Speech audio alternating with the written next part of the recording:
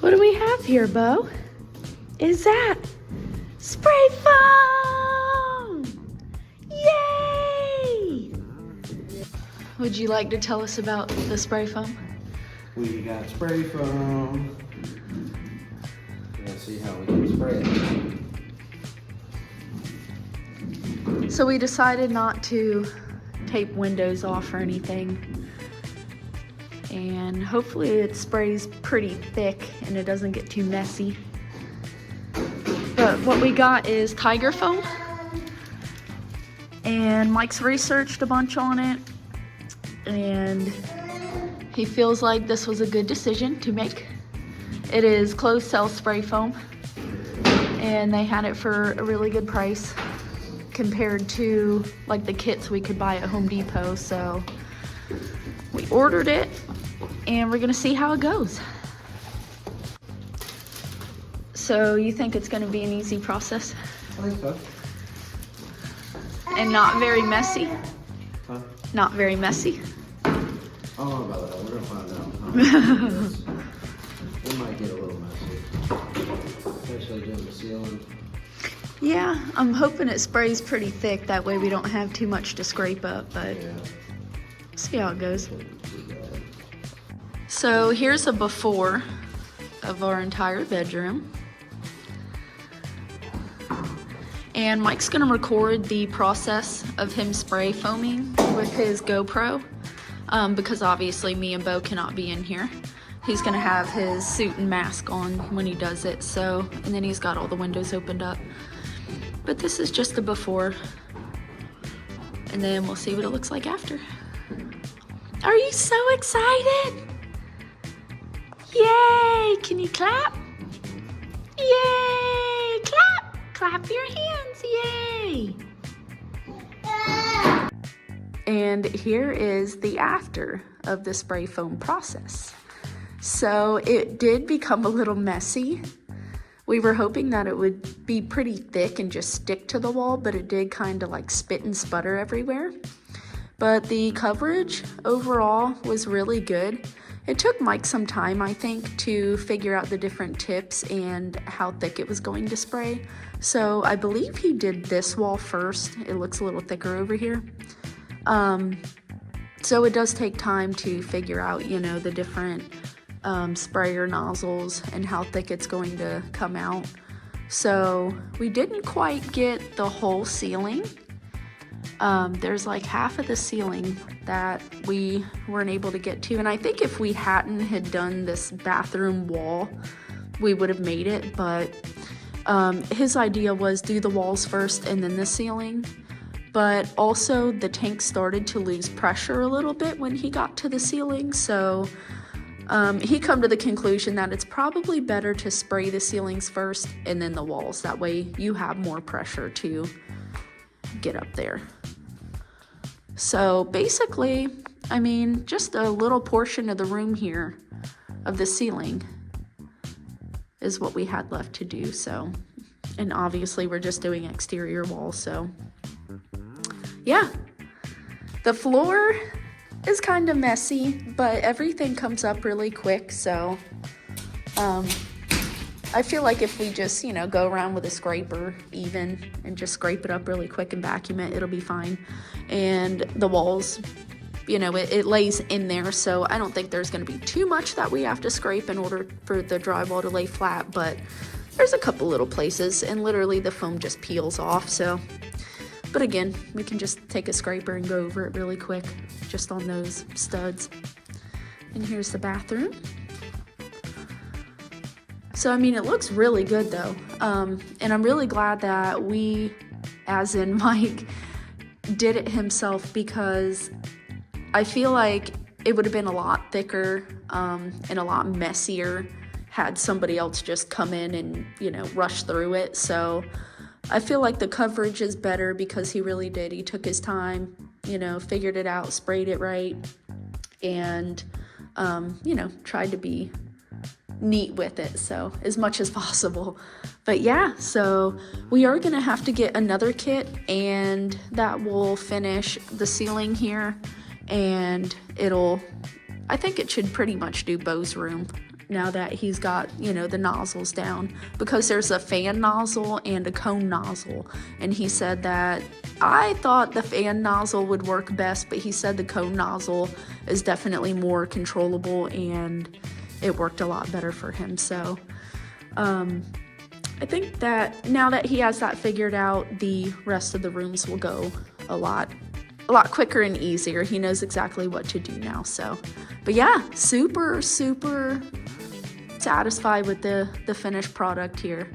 And it definitely feels a lot cooler in this room. So yeah. So what I did is I went over and scraped all of the studs where the drywall is gonna lay. So everywhere the drywall is gonna lay, I went around, scraped all of the foam off of it. That way they all lay flat. And I more or less just like picked the foam up. I didn't even bother vacuuming, but I have all of that cleaned. Like I said, we still have some foam to spray in the room, in the closet, and then the bathroom ceiling and Beau's whole room. So we still have the whole process to go through before we actually like clean up and get ready for drywall. So yeah, we have this whole area in our room that has to be sprayed. Then we have in the closet the ceiling, and then the bathroom ceiling, and then all of Beau's room. So these exterior walls have to be sprayed, and then his ceiling. So we went ahead and bought another spray kit to go ahead and finish spraying.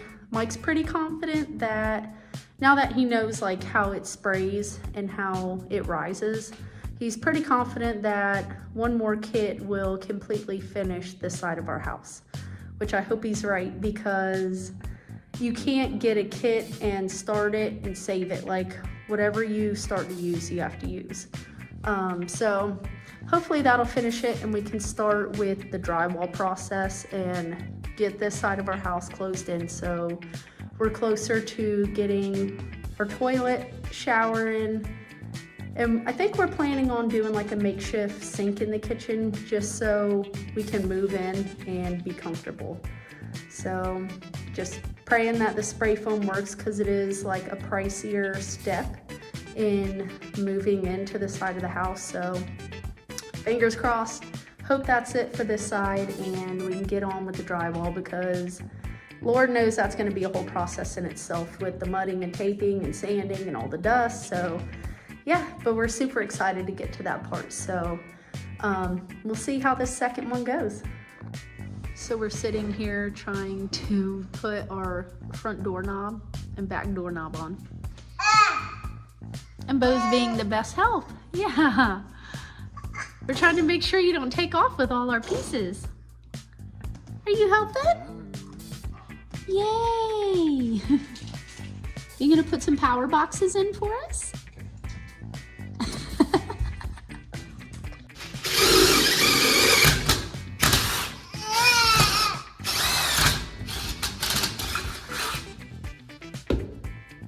Well, he got our door knobs in for the front door.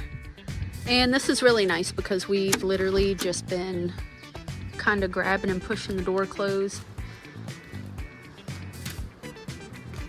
So that's a nice little finishing step in between waiting on our spray foam.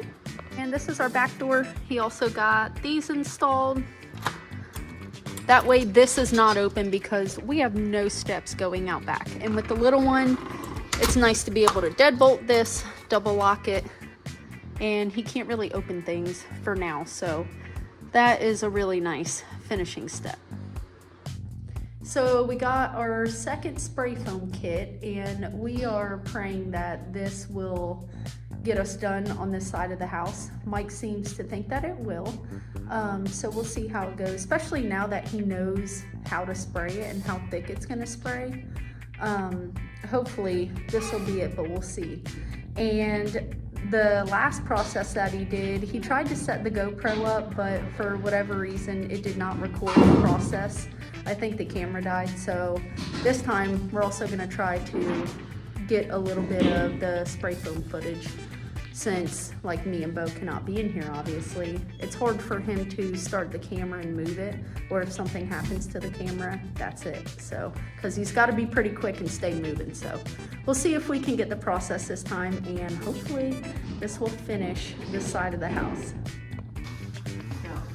Watch out. So you think we're gonna have enough? Oof. Are you gonna try to record it this time?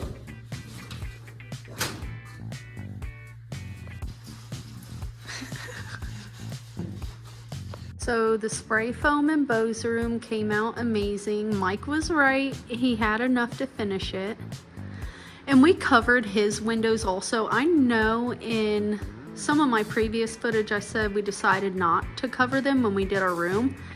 Bad idea, because the windows got like the overspray on them, and it's just gonna be difficult to get all of that off and out of the inside of the windowsills because he had the windows open. So it got like all over the screens and everything, but we covered his windows and it came out fantastic, and Mike had enough to do the 2 rooms out of 2 kits. So, and then of course we only did the exterior walls. So that was our last process before we get to drywall. And we're gonna get some like interior insulation just for like a sound barrier in between these interior walls. So, but yeah, we're excited. We are ready for drywall. So while I have a couple of minutes here, I figured I would just kind of do a life as it is update. It's been a while. We've officially been working on our dream for 4 years now, which is crazy to think, because like we've lived in that camper longer than we have in any of our previous houses. So yeah, we are definitely ready to get in this house this year. But I figured, like, since our spray foam process, like we didn't get that much footage of it just because it was a quick process. Mike just got in there and sprayed. It was hard for him to record, or I think one of the times the camera actually died. Like, he tried, but it was just very hard for him to try to spray because it's set so quick and move cameras around at the same time. So that whole process ended up being like very short, and we didn't get a lot of footage of it. So I figured, as we're moving from kind of winter into spring here, it's April, we have officially been here 4 years. What better time than to do a life as it is update? And it's not, I don't want to seem like I'm like complaining or I'm ungrateful about anything, because it's quite the opposite. We're extremely grateful for everything that we have and for what does work, but I want to be able to look back at just our living situation, and I'm not gonna like stage anything or clean anything or do anything crazy with this video. I just want to be able to look back at it and allow it to humble us even more. And I don't ever want to forget like the hardships that we face, because that makes you appreciate what you have that much more. So I figured it would be just kind of fun to share life as it is and show you like what all we deal with in the camper, and just how we do everyday life. So let's do it. I just wanted to say that where I'm at now is where I work. We had a little shed on the property that we kind of like renovated, and I have my office area in here, so I have my computer and I do sewing on the side. So I actually do have a nice air-conditioned area where I can come in and have some peace and quiet and work during the day while my mom has Beau. So this is like my little getaway away from the camper. I've been hooked up to the electric for a couple of years now. Everything's primarily ran off of the electricity, besides in the winter. We spend quite a bit of money on propane tanks just because The heater in the camper, we have to run constantly to keep the baby warm especially. So we go through quite a few tanks because not only do we run the heater off of the propane, we also have a water heater hooked up to the camper that runs off of propane, a separate propane tank. And then we have our oven in the big house that is ran off of propane. And then we have our grill outside also. So we always like to have at least 3 or 4 tanks filled at a time in order to be able to just use what we need to use as we need it instead of running around with propane tanks, which we do quite often as well because life gets crazy, we forget to fill tanks, and we're just constantly running around with propane tanks, it feels like. So we usually keep the big one filled for the camper, and then we have a tankless water heater that Mike's hooked up to the camper because the little water heater, electric water heater in the camper went out. So we got, here's another propane tank, we got a tankless water heater that he set up on the outside of the camper. So that is why we have 2 different tanks just for the camper. We've got one out here by our grill. We like to hang out here a lot and cook, especially when it's cooler and it's nice out. We love to grill. And then when it gets really hot during the summer and we're not able to cook in the camper because of the heat, we do a lot of cooking out here. And then up here in the big house is where we have our oven hooked up, and it also has its own propane tank. So when it does get too hot in the camper, like it will be very soon, this is where I'll be doing a lot of my cooking. That way the camper doesn't get too hot. So there's a lot of running between houses because we have the oven up here.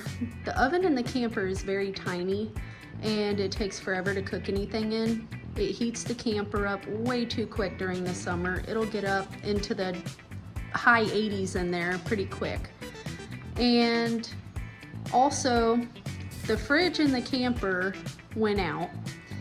So we have our big fridge in the big house that we keep all of our groceries in. So in the morning, like when I go to do breakfast, I have to run up to the big house, either grab everything I need and bring it down, or mix what I can up here to, you know, create less trips. Go down in the camper, cook. I can actually cook in the morning on the stove. It's not too bad because it's not too hot yet. And then once I'm done cooking and cleaning, I have to bring everything back up here.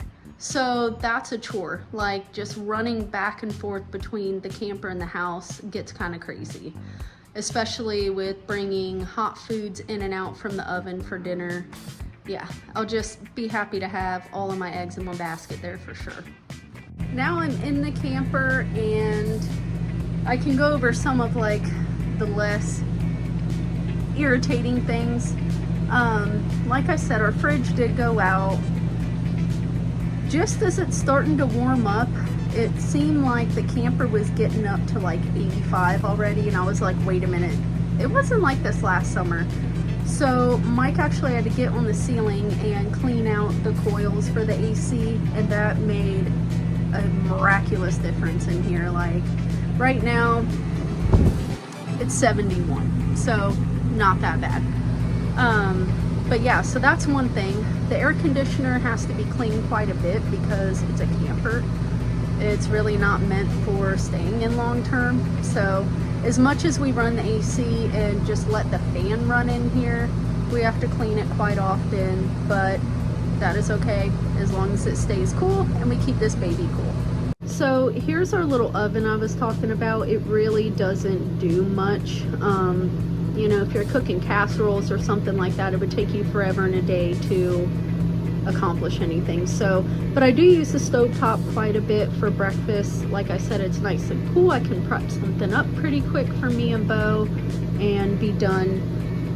The water situation in here, obviously we have a holding tank for the water from the sinks and the toilet. The thing with that is it always seems like in the middle of trying to do dishes or something, you have to drain the tank. And we drain the tank probably 2 or 3 times a week. Not a huge problem because it's a camper, like what do you expect? But draining that tank gets old after a while. The good thing though is that the shower and the bathroom sink are actually just on its own, so we can just open that up and just let it flow out in the yard, so it doesn't fill the tank up more than it should. Here's our little fridge. Like I said, it went out. It actually goes in and out, so I can get it to work, and I get spoiled. I get all of our things here, like nice, close, convenient, and then it'll go out. So then we have to take all of our food and stuff and put it in the big fridge upstairs. And the only thing about that is that fridge also goes out. So, and we're at the point where it's like, we know we need a new fridge, but we don't want to spend the money on something nice if it's still going to be like in an unconditioned area. We used to have it under the house, and that was pretty rough. Like, it would go out quite often. It's a little bit cooler in the house, but not that much. So we don't want to get a brand new appliance and, you know, have the same issues. So we just try to fight it. There was a time where both of them went out at once, and we had to put all of our stuff in a cooler and just kind of live out of a cooler for a couple days until we could get the fridge thawed out. So that's another issue. We have just recently thawed both of them out though, and that one's working good. Fingers crossed. Hopefully it works until we can get in this house. Our shower is teeny tiny, so that's Mike's big gripe, and that's why we wanted a bigger shower in our house. Like, he gripes so much about it. Me, as long as I have hot water in here, I'm okay. Like, it is small. At least Beau can get a bath in it, so I'm grateful for that. But the hot water situation can be kind of finicky in here, and we've recently had an issue with the well tripping. So it seems like every time I go to give Beau a bath or I get in the shower, the water wants to trip. We have to run all the way to the pole, flick the water back on, and continue what we're doing. That also gets very old, but we have hot water. My big gripe, on the other hand, is the storage situation. And it's not like the storage is that bad, honestly, for what it's worth, for being in a camper. But I think 4 years are just kind of starting to work on me. And I'm done looking for things with flashlights. I'm done with the Tupperware pouring out on my head. And I'm kind of done living out of just a single dresser because the storage is getting pretty tight in here.